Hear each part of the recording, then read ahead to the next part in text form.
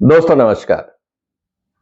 भारत के संविधान को लेकर हमेशा समाज में चर्चा होती है। आप चाहे लॉ स्टूडेंट्स हो या प्रैक्टिसिंग लॉयर हो, पत्रकार हो, समाज के बुद्धिजीवी हो, पॉलिटिशियन हो, सबको कॉन्स्टिट्यूशन के दायरे में ही काम करना पड़ता है। अब सवाल इस बात का है कि कॉन्स्टिट्यूशन होने के बाद, सब कुछ लिखा हुआ होने के बाद भी हमेशा संविधान को लेकर कंट्रोवर्सीज क्यों होती है? इस बात को समझना जरूरी है। क्या संविधान अलाउ करता है, क्या अलाउ नहीं करता है, और हमारे अधिकार क्या हैं? जब तक हम इसको नहीं समझेंगे, मुझे लगता है कि आने वाले दिनों में देश में जो एक जागरूकता होनी चाहिए, एक जागरूक नागरिक की जो जिम्मेवारी होती है, वो हम पूरी नहीं कर पाएंगे। आज के वीडियो में हम यही चर्चा करेंगे कि भारत का संविधान क्या कहता है। और संविधान को शुरू करने से पहले हम इस पूरे संविधान की हम चर्चा करेंगे, अलग अलग प्रोविजंस की चर्चा करेंगे। अगर आप स्टूडेंट हैं, प्रैक्टिसिंग लॉयर हैं, तो आपके ये वीडियोस बहुत काम के हो सकते हैं। ये एक पूरी सीरीज में आपके लिए बनाऊंगा। दूसरी तरफ आज हम ये चर्चा करेंगे कि प्रीएम्बल क्या है। आफ्टर ऑल, जब इतना बड़ा संविधान लिखा गया तो क्या सोच थी, उसके पीछे क्या नीयत थी लिखने वालों की, ये जानना भी बहुत जरूरी है। तभी हम जो उन्होंने लिखा है उन चीजों को ढंग से समझ पाएंगे। इसीलिए दोस्तों, आज का जो वीडियो है वो सिंपल सी बात यह है कि भारत के जो संविधान का प्रीएम्बल है, जो शुरुआत है, क्या सोच से लिखा गया, ये चर्चा करना जरूरी है। तो जो प्रीएम्बल है वो दोस्तों, वो क्या बोलता है? The preamble of Indian Constitution serves as an introductory statement setting forth the objectives and guiding principles of the Constitution. अब इस बात को आप समझिए कि introductory statement means objectives and guiding principles. Guiding principles हमें ये कहते हैं कि हमें संविधान क्यों बना रहे हैं और इस संविधान की रूपरेखा का आधार क्या होगा। जब तक हम इन दो चीजों को नहीं देखेंगे, तब तक जितने भी संविधान के आधारित कानून बनेंगे या रेगुलेशंस बनेंगे, हम उनकी ढंग से व्याख्या नहीं कर पाएंगे। इसीलिए सबसे पहले प्रीएम्बल को समझना इसलिए जरूरी है। कहने को तो ये बहुत छोटा सा स्टेटमेंट है, लेकिन जिसे कहते हैं ना कि इस पूरे संविधान की आत्मा है। और जितने बाकी कानून है देश में, वो संविधान में बाकी जो प्रोविजंस है उनको कैसे क्रियान्वित किया जाएगा, कैसे एग्जीक्यूट या इंप्लीमेंट किया जाएगा, उस आधार पे बाकी कानून बनते हैं। और उन कानूनों के बाद जो ब्यूरोक्रेसी है वो रिलेटेड रेगुलेशंस बनाती है कि कैसे कार्रवाई होगी। तो पूरा एक ये स्ट्रक्चर है, नहीं तो देश कैसे चलेगा ये कहना बहुत मुश्किल हो जाएगा। और सबसे इंपॉर्टेंट बात क्या थी? It reflects the ideals and values on which the constitution is based. After all, हमने क्या सोच के कॉन्स्टिट्यूशन बनाया था? जब हमने कॉन्स्टिट्यूशन बनाया था उसके पीछे कुछ ना कुछ तो सोच होगी।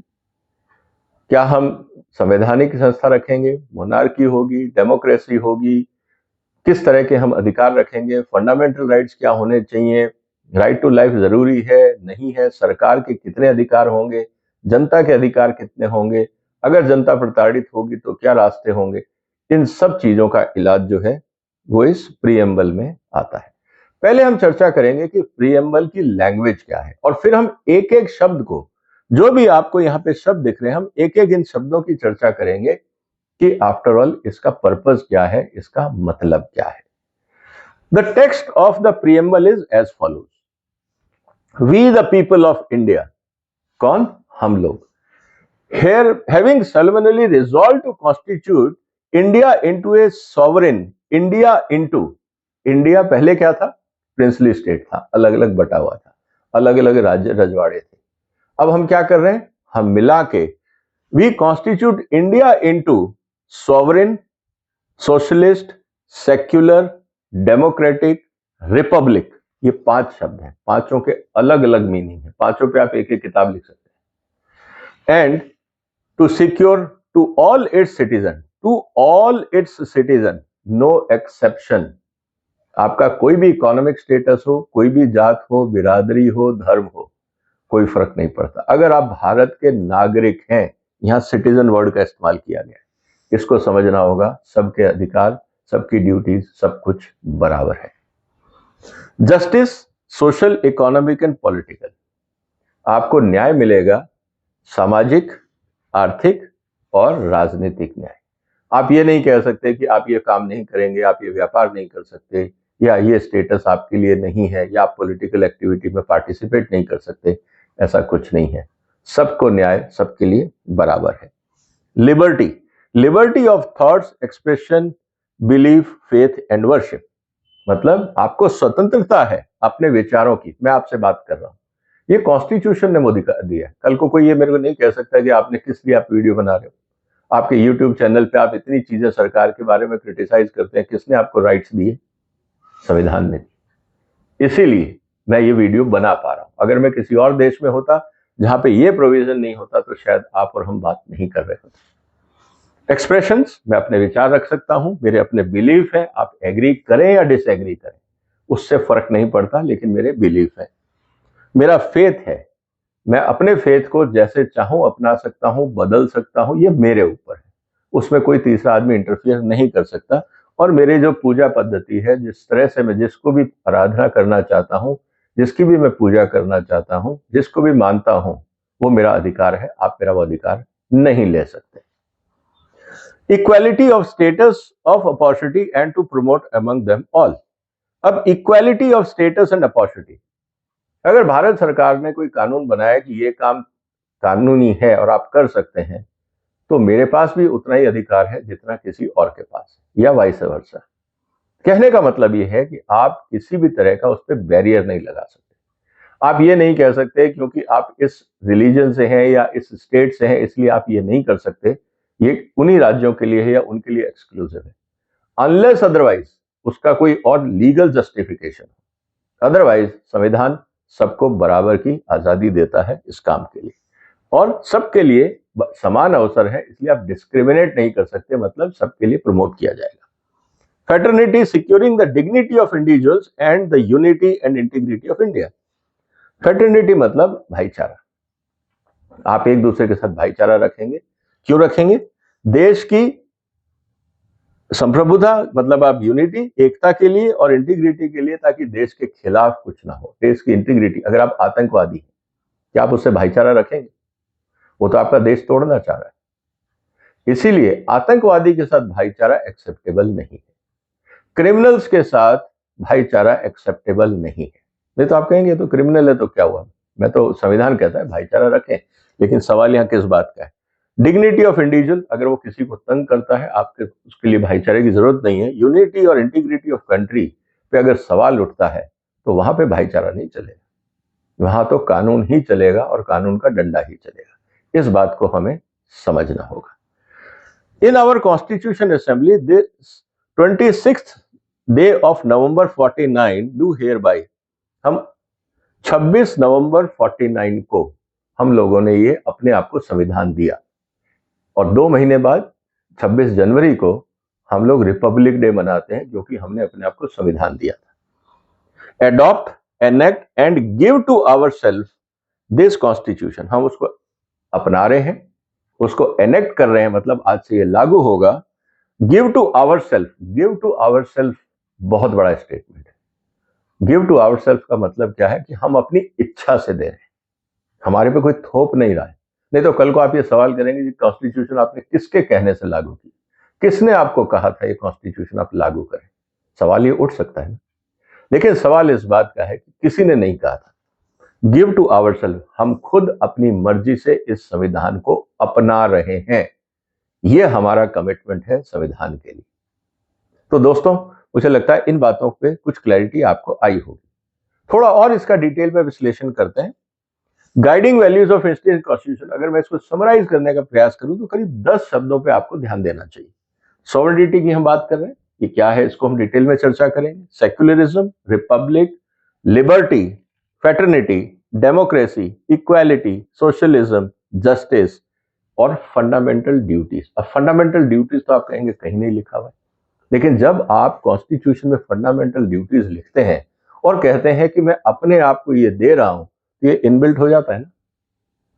आपने संविधान में लिखा और कहा कि ये आपकी ड्यूटीज होनी चाहिए, चाहे मैंडेटरी है या नहीं है, लेकिन साथ ही साथ आपने कहा कि ये संविधान मैं खुद अपने ऊपर लागू कर रहा हूं, तो इसका मतलब ड्यूटीज भी तो लागू हो गई। इसीलिए फंडामेंटल ड्यूटीज लिखा हो या ना लिखा हो, ये आपकी नैतिक जिम्मेवारी है संविधान के हिसाब से।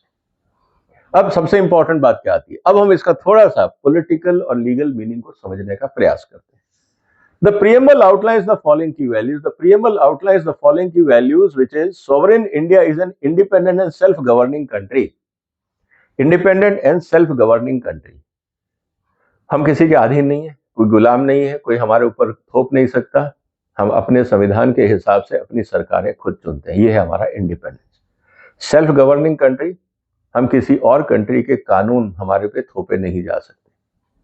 अगर हम यूएन का भी काम करते हैं, हम इंटरनेशनल फोरम का हिस्सा भी हैं, तो अगर वहां पे कोई रेजोल्यूशन पास होता है जिसमें भारत सरकार सिग्नेटरी है, उसको आपको भारत में अगर अडॉप्ट करना है तो उसके लिए आपको संसद में रेजोल्यूशन पास करना होगा या उससे संबंधित कानून बनाना होगा। जब तक आप वो नहीं करते, फॉर्मली आप उसको अडॉप्ट नहीं करते, तब तक वो आपके देश पे लागू नहीं हो सकता। ऐसी बहुत सारी इंटरनेशनल ट्रीटीज हैं जिसको हमने एक्सेप्ट नहीं किया है। दुनिया मानती है, हम नहीं मानते। और ऐसी बहुत सारी ट्रीटीज हैं जिनको हम मानते हैं, दुनिया के बाकी देश नहीं मानते। ये इंपॉर्टेंट सवाल है।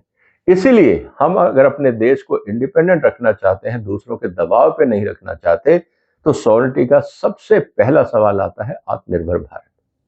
नहीं तो अगर हमारे यहाँ पे मान लीजिए खाद्य सुरक्षा नहीं है, डिफेंस सिक्योरिटी नहीं, हम किसी और के आगे हाथ फैलाते हैं कि हमें खाने को दे दो, क्योंकि हम खाने को दे देंगे लेकिन आप पहले 4 कानून बदलो। उस स्थिति में आप क्या करोगे? आपको बदलने पड़ेंगे। क्या आप सोवरेन रहे? क्या आप स्वतंत्र रहे? सवाल इस बात को आता है। दूसरा इंपॉर्टेंट वर्ड है socialist. It aims to promote social and economic equality. सिर्फ जब हम सोशलिस्ट की बात करते हैं तो ये सिर्फ एक आइडियोलॉजी नहीं है। हम ये नहीं कह रहे हैं कि जैसे सामाजिक न्याय की हम बात करते हैं, लेकिन यहां पे हमने कहा सोशल एंड इकोनॉमिक इक्वालिटी, सबको समाज में और आर्थिक स्थिति में बराबरी का हक मिलेगा। हम किसी के पक्षपात नहीं कर सकते, किसी के स्टेटस को देख के, कास्ट को देख के, रिलीजन को देख के या इकोनॉमिक स्टेटस को देख के, शहर या गांव को देखकर हम उसमें भेदभाव नहीं कर सकते। ये सोशल इंपॉर्टेंट एस्पेक्ट है। इसीलिए हम सबको बराबर की अपॉर्चुनिटी देंगे। Secular India does not have a state religion and all religions are treated equally. इतने सारे धर्म भारत में हुए, 80% से ज्यादा हमारी आबादी हिंदुओं की है, उसके बाद भी हम हिंदू राष्ट्र नहीं। इस पे विवाद हो सकता है, लेकिन सवाल इस बात का है कि हमने क्या कहा? हमने कहा भारत एक ऐसा देश है जहां पे सभी धर्मों का बराबर सम्मान हो। बाकी धर्म भारत का सम्मान करते हैं या नहीं, ये अलग विवाद का मुद्दा है, उसकी चर्चा हम आगे करेंगे। लेकिन सवाल इस बात का है कि अगर सभी धर्म बराबर हैं, इसका मतलब ये संविधान सब पे लागू होता है। जो लोग नहीं मानते संविधान को, या वो कहते हैं हमारा धर्म अलग है, हम संविधान से ऊपर है, उस स्थिति में क्या होगा, इस बात को भी समझना होगा। लेकिन अगर वो हिंदुस्तान में रहता है और अपने धर्म के हिसाब से चलता है और संविधान के हिसाब से नहीं चलता है, तो सवाल इस बात का होता है कि क्या कानून उस पर कार्रवाई करेगा। ऐसे बहुत सारे विवादित मुद्दे आज की तारीख में समाज में हैं, चाहे हमने 3 तलाक की बात करी हो, नकाब की बात करी हो, और बहुत सारे मुद्दे हों। कहीं ना कहीं इस बात को बताता है कि हिंदुस्तान में एक अलग सोच है। फिर हम बात कर रहे हैं democratic. The government is elected by the people ensuring political participation. हमारे यहाँ राजशाही नहीं है। हमारा देश कौन चलाएगा ये कौन तय करता है? देश का प्रधानमंत्री कौन होगा, और यहां तक कि देश का राष्ट्रपति कौन होगा। इनडायरेक्टली देखें तो राष्ट्रपति भी देश की जनता ही तय करती है, चाहे वो इलेक्टेड रिप्रेजेंटेटिव उसका वोट करते हैं राष्ट्रपति महोदय के लिए, लेकिन वो इलेक्टेड रिप्रेजेंटेटिव तो जनता ने भेजे। प्रधानमंत्री का चुनाव भी पहले हम एमपी चुनते हैं, फिर एमपी आपस में तय करते हैं कि प्रधानमंत्री कौन होगा। कहने का मतलब ये है कि कुल मिला के जनता डिसाइड करती है कि संसद में कौन जाएगा, विधानसभा में कौन जाएगा, और उसके बाद वो डिसाइड करते हैं कि वो प्रधानमंत्री किसको चाहते हैं, और सारे मिलकर डिसाइड करते हैं कि वो राष्ट्रपति किसको चाहते हैं। ये है डेमोक्रेटिक सेटअप। फिर हम बात कर रहे हैं रिपब्लिक को लेकर। Head of the state is elected, not a monarch. जैसा हमने बात करी डेमोक्रेटिक, अब रिपब्लिक और मोनार्की में फर्क क्या है कि प्रधानमंत्री हमने चुन लिया, देश का मुखिया कौन है? राष्ट्रपति। अब राष्ट्रपति is head of the state. जो सरकार है वो राष्ट्रपति के आदेश पे चलती है। प्रधानमंत्री के पास सारी एग्जीक्यूटिव पावर्स हैं, लेकिन वो संविधान का मुखिया नहीं है, वो हेड ऑफ स्टेट नहीं है। इस बात को समझना होगा। तो जब भी आप देखेंगे सरकारी ऑर्डर, उसमें लिखा होता है as per the directions of president, या कहीं ना कहीं राष्ट्रपति महोदय की बात होती है। सरकार उनके अधीन चलती है। इसीलिए राष्ट्रपति महोदय जब अपने 15 अगस्त 26 जनवरी का उद्घोषण करते हैं तो उसमें क्या बोलते हैं? मेरी सरकार। वो नहीं बोलते हैं कि प्रधानमंत्री की सरकार, बोलते हैं मेरी सरकार ने ये काम किया। तो प्रधानमंत्री भी अगर है, कल को चाहे तो राष्ट्रपति प्रधानमंत्री को डिसमिस कर सकते हैं। उसका एक अलग प्रोसेस है, उसको जब हम उस मुद्दे पे चर्चा करेंगे तब वहां आएंगे। लेकिन हिंदुस्तान में जो रिपब्लिक है वो इसलिए है क्योंकि जो राष्ट्रपति महोदय है वो भी जनता के माध्यम से ही चुना जाता है। इसीलिए हर 5 साल बाद दोबारा चुनाव होते हैं और बदला जाता है। Justice, liberty, equality and fraternity, अब ये 4 वर्ड है जो ऑपरेटिंग वर्ड है। मतलब न्याय मिलेगा, स्वतंत्रता होगी, सबको बराबर का अधिकार होगा, सब भाईचारे से रहेंगे। The preamble emphasise this principle as the foundation of just and equal society. ये हमारा अधिकार है।